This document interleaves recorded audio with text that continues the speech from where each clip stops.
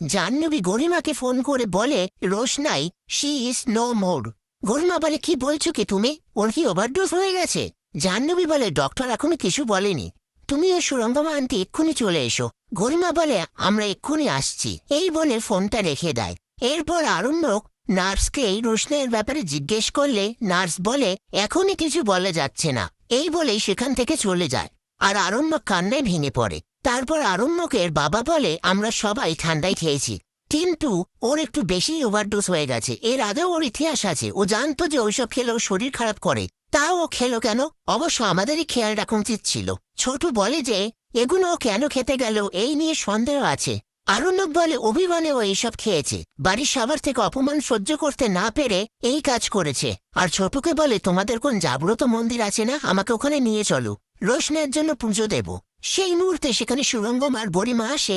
সুরঙ্গমা বলে এত অসভ্য নির্লজ্জ মেয়ে আমি জীবনে চোখে দেখিনি। এই মেয়েটার জন্য সবার রাতের ঘুম উড়ে গেছে, রাতের ঘুম ছেড়ে এখানে পড়ে আছে। একথা শুনে আরণ্যক সুরঙ্গমাকে কথা শোনায়। তখনই গরিমা আরণ্যককে বলে তুমি এসব কি বলছো, রোশনাই তো অবিবেচকের মতনই কাজ করেছে। ছোট বলে রোশনাই অবিবেচকের মতো কাজ করেছে নাকি ওকে দিয়ে কেউ করিয়েছে? এ কথা শুনে আরণ্যকের বাবা ছোটকে বলে কি কথা বলছো তুমি, তোমার কাছে কি কোনো প্রমাণ আছে? ছোট বলে যদি কখনো প্রমাণ পাই তখন বলবো। আর সুরঙ্গমাকে বলে আপনার নাম পেলে আপনার নামই বলবো। এসব কথার মধ্যে আরণ্যক বাইরে যেতে চাইলে আরণ্যকের বাবা আরণ্যককে বলে কোথায় যেতে চাইছো, বলে যাও। আরণ্যক বলে এই অবস্থায় তো আমি আর বাড়ি যেতে পারি না। এই বলে আরণ্যক ছোটুকে নিয়ে মন্দিরের দিকে রওনা দেয়।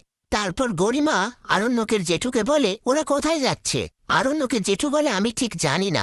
এরপর সবাই মিলে আরণ্যকের জেঠু কে বলে তুমি জানো, তাহলে বলে দাও। তারপর আরণ্যকের জেঠু বলে মন্দিরে।